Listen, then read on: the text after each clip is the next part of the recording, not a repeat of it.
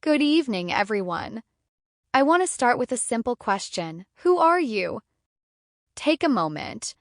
If you had to describe yourself to a stranger, what would you say? Maybe you'd start with your job, I'm a teacher. Or your role in a family, I'm a mom. Perhaps you'd use personality traits, I'm an introvert, I'm ambitious, or I'm a pretty funny person. Now, here's the real question. How did you come up with that list? Why did you pick those specific words and not others? And more importantly, how do those words actually shape the way you experience every single day of your life? Tonight, we're going to pop open the hood of the human mind and look at the engine that runs this whole process. Psychologists call it the self-concept. But that sounds like one big, solid, lumpy thing. And it's not. Think of your self-concept not as a single lumpy blob, but as a massive organized filing system. And the individual folders in that filing cabinet? Those are what we call self-schemas. So, let's dive into your mental filing cabinet and figure out what's inside. Part 1. What is a self-schema? The filing cabinet. A self-schema is an organized set of beliefs, memories, images, and evaluations about yourself in a specific area. It's the mental framework you use to understand yourself. But here's the crucial distinction. Not every trait you possess becomes a schema. We are schematic on some dimensions and aschematic on others. Let me show you what I mean with a classic example, the trait of being funny. First, meet David. David is genuinely funny.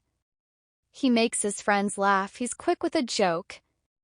More importantly, if you asked him to describe himself, I'm hilarious would be in the top 3. He takes pride in it. He watches comedians not just to laugh, but to study their timing, comparing it to his own. Being funny is a core part of his identity. David is schematic for funny. Now, meet Priya. Priya is also funny. She has a sharp, witty comeback that can make you spit out your drink. But if you asked her to describe herself, she'd say she's hardworking, a dog lover, or a bit of an introvert. Being funny would never occur to her. When she makes people laugh, she's often a little surprised. It's just something she sometimes does, not who she is.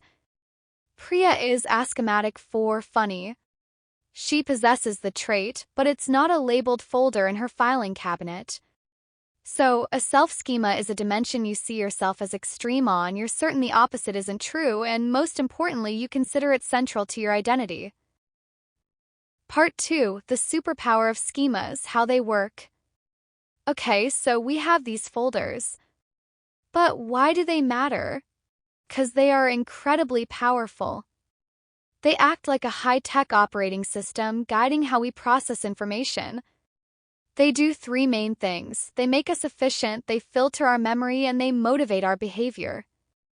First, processing efficiency. When you have a schema for something, your brain answers questions about it instantly. You don't have to think. Let's look at the trait of athleticism. 2 people, Jake and Sarah, are filling out the same personality test. The question pops up. On a scale of 1 to 10, how physically coordinated are you? Jake is schematic for athletic. His jock folder is packed with images of scoring goals and memories of mastering workouts. For him, this question is a no-brainer. Bam! He clicks 9. Processing is instant and automatic. Sarah is actually quite coordinated. She's a talented dancer, but she is aschematic for athletic. She defines herself as an artist. When she sees the question, she pauses. She thinks, well, I'm not into sports, but I can dance. Does that count? Is coordination the same as athletic? I guess I'm not clumsy. She hesitates, overthinks it, and eventually clicks 6. Took her 3 times as long. Jake's schema gave him a super fast, ready-made answer. Sarah, despite having the ability, had to do the mental work without a clear folder. Her brain had to translate the question into a language it understood. Second, filtering our memory. This is huge. It's called the self-reference effect. We remember information much, much better when we can connect it to ourselves. Let's go to a lecture. Markus and Leah attend a talk about bamboo.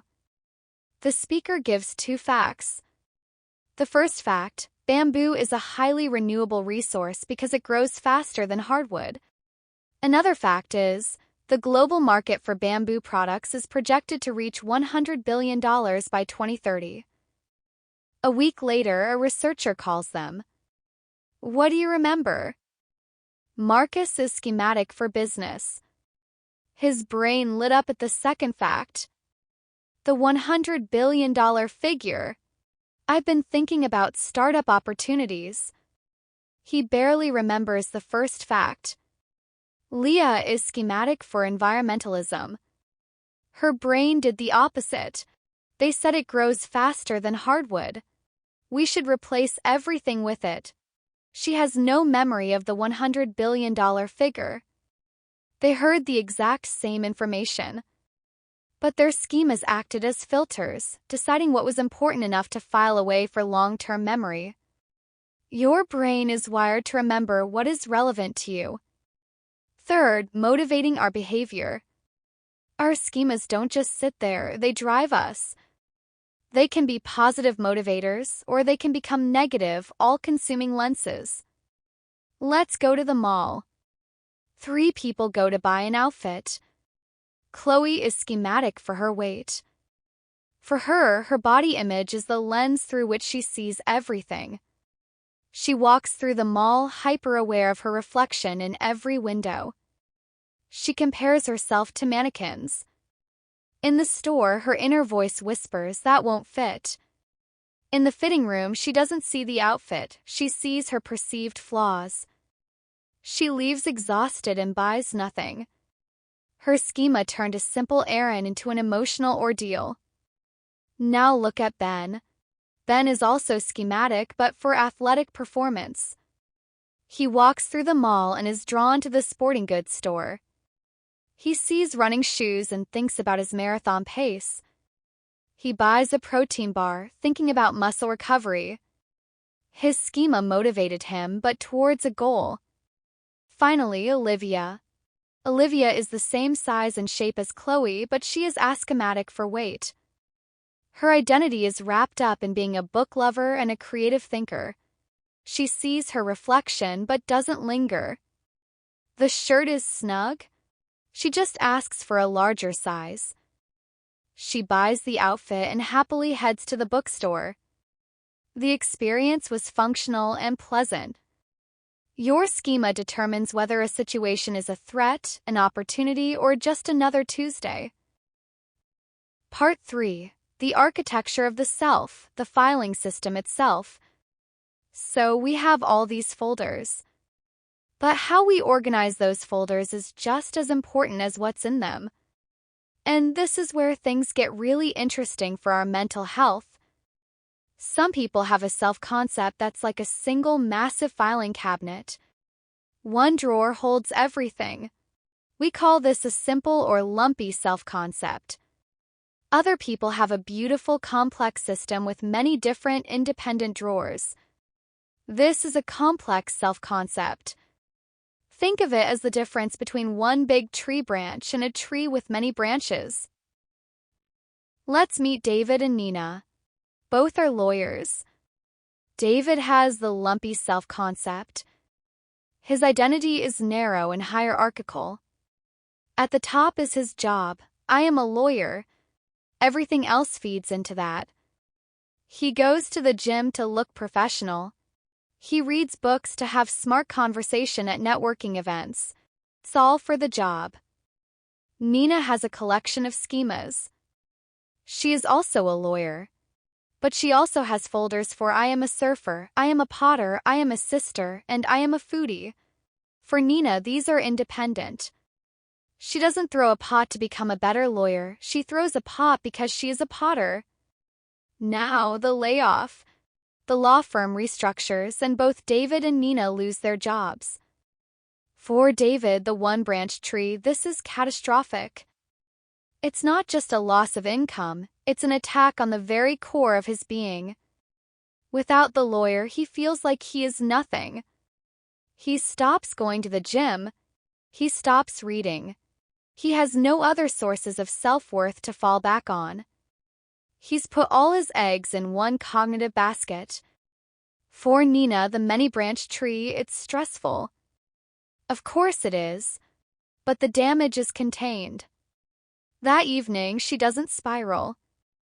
She goes to her pottery wheel. For a few hours, she isn't the unemployed lawyer, she is the potter. The next weekend, she goes surfing.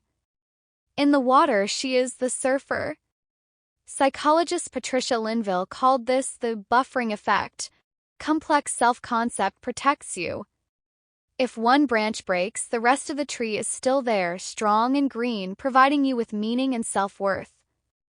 But there's a catch. Complexity is good. But how you organize that complexity matters too. The danger of compartments, the all-or-nothing mind. Some people have complex selves, but they keep them in two strictly separated folders, the good and the bad. Let's look at Markus. Markus has a folder for I am a brilliant musician positive and I am a loyal friend positive. And a completely separate folder for I am a financial failure negative and I am physically unattractive negative. There's no middle ground. Schema is either all good or all bad. On Saturday night, he's at a gig. The crowd loves him. The brilliant musician schema is active. He feels euphoric. He's amazing.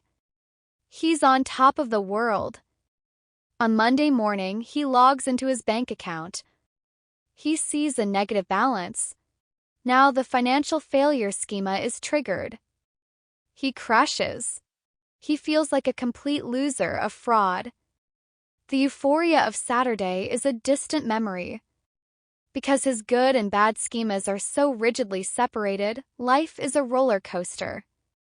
He lacks the ability to think, yes, I'm struggling with money right now, and I'm still the same person who rocked that gig on Saturday. The financial me and the musician me can coexist in the same flawed, complex human being. He can't integrate them, and that integration is the key to stability. Part 4, the takeaway, becoming the architect of your mind. So, what do we do with all this? How do we become the architects of our own mental filing system? Here are 3 key takeaways. First, know your schemas. Take a moment and list the top 5 folders in your filing cabinet. What are the dimensions you are schematic for? Is it your job? Your role as a parent? Your weight? Your political beliefs? Just being aware of what your core lenses are is a huge first step. It helps you understand your own automatic reactions. Second, cultivate your garden. Actively work to build new, independent schemas. If you are only the marketing manager, take a pottery class. Join a hiking club. Learn to play an instrument. Don't do it to be a better marketing manager. Do it to build a new branch on your tree. Plant new seeds so that if one part of your garden withers, you still have a beautiful landscape to enjoy. Third, integrate, don't separate. When you fail at something or a negative schema is triggered, practice self-compassion and integration. Tell yourself, this is one part of me and it's struggling right now. But it is not all of me. It exists alongside the parts of me that are kind, creative, and loved. Allow the good and the bad to exist in the same person you. Your self-concept isn't something you're stuck with. It's not a fixed statue. It's a living, breathing, ever-changing filing system. And now you have the keys to the cabinet. Thank you.